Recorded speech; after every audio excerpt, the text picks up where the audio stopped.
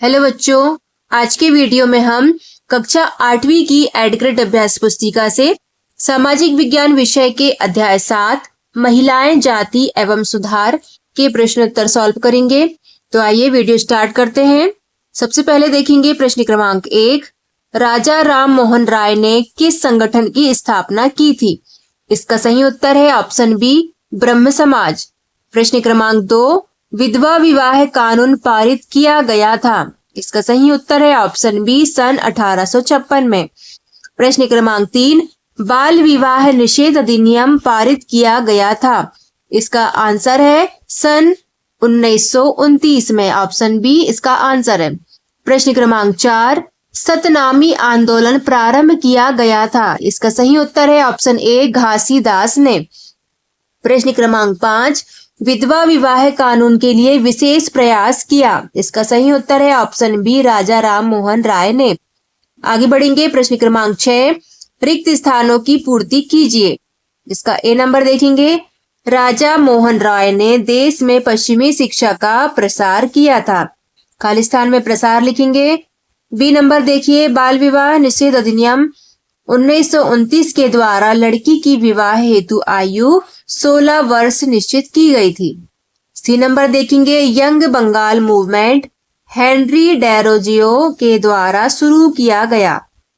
D number देखिए, प्रार्थना समाज की स्थापना सन 1867 में बंबई में हुई थी। ई नंबर देखेंगे, 1829 में कानून द्वारा सती प्रथा को प्रतिबंधित किया गया। आप भी रिक्त स्थानों को इस प्रकार से भर लें। आगे बढ़ेंगे प्रश्न क्रमांक 7। सामाजिक रीति रिवाजों और मूल्य मान्यताओं में बदलाव किस सदी में आया? इसका उत्तर लिखिए। 19वीं सदी के शुरुआत से ही सामाजिक रीति रिवाजों और मूल्य मान्यताओं में बदलाव आया। आगे बढ़िए प्रश्न क्रमांक 8। आर्य समाज की स्थापना किसके द्वारा की गई थी? इसका सही उत्तर लिखिए। स्वामी दयानंद सरस्वती द्वारा 1875 में आर्य समाज की स्थापना की गई थी। प्रश्न क्रमांक 9। राजा राम मोहन राय को समाज सुधारक क्यों कहा गया था? इसका उत्तर लिखेंगे।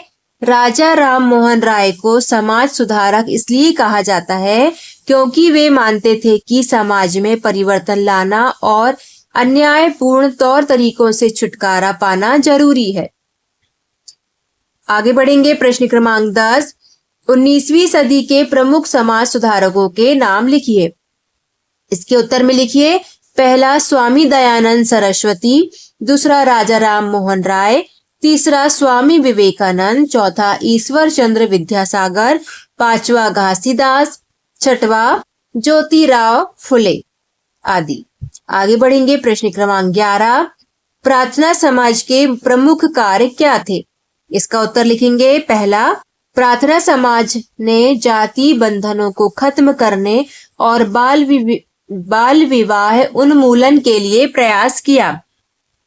दूसरा है, प्रार्थना समाज ने महिलाओं की शिक्षा को प्रोत्साहित किया और विधवा विवाह पर लगी पाबंदी के खिलाफ आवाज उठाई आदि।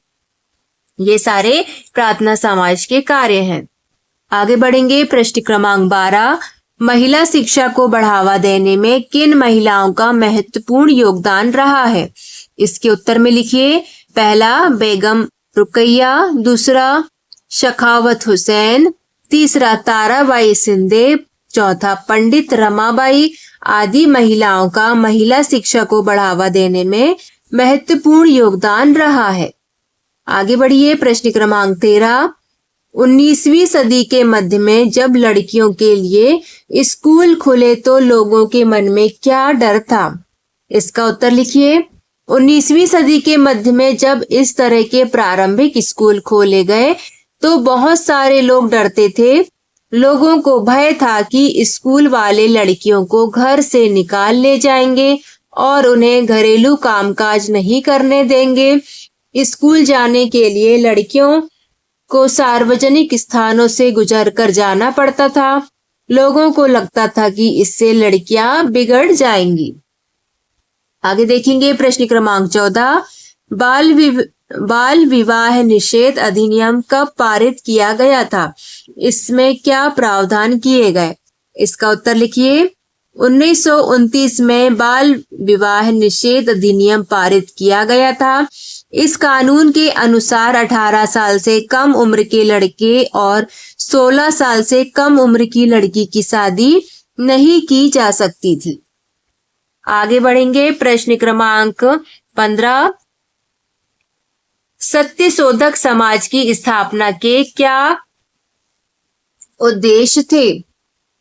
इसका उत्तर लिखिए। जाति प्रथा, पुरोहितवाद, स्त्री पुरुष असमानता और अंधविश्वास के साथ समाज में व्याप्त आर्थिक, सामाजिक एवं सांस्कृतिक बुराइयों के विरुद्ध सामाजिक परिवर्तन लाना सत्यशोधक समाज की स्थापना के मुख्य उद्देश्य थे।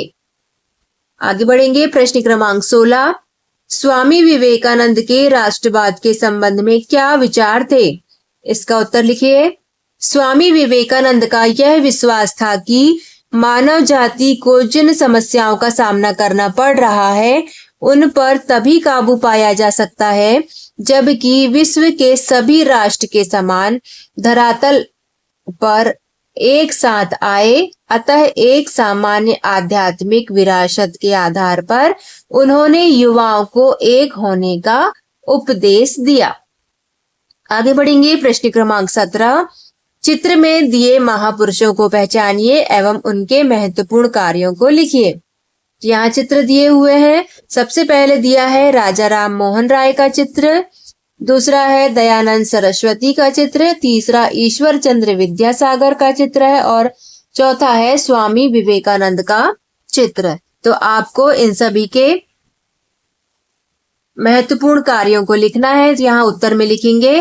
पहला, राजा राम मोहन राय ने सती प्रथा पर पाबंदी एवं ब्रह्म समाज की स्थापना की। दूसरा, दयानंद सरस्वती जी ने आर्य समाज की स्थापना एवं बाल विवाह जैसी कुरीतियों को दूर करने का प्रयास किया। तीसरा, ईश्वर चंद्र विद्यासागर ने 1856 में विधवा पुनर्विवाह अधिनियम पारित किया। चौथा, स्वामी विवेकानंद जी ने रामकृष्ण परमहंस मिशन की शुरुआत की। इन्होंने बड़े पैमाने में सामाजिक सुधार लाने की दिशा में कार्य किया। तो बच्चों, यहाँ पर आपका यह अध्याय भी कंप्लीट होता है। आपको वीडियो कैसा लगा? यदि पसंद आया हो और आपके लिए उपयोगी हो तो वीडियो को लाइक करें और चैनल पर नए हो तो हमारे चैनल अरस्तु एजुकेशन को सब्सक्राइब करें ताकि आपको आने वाले सभी वीडियो आसानी से यहाँ पर मिल सके। तो चलिए मिलते हैं अगले वीडियो में। Thank you.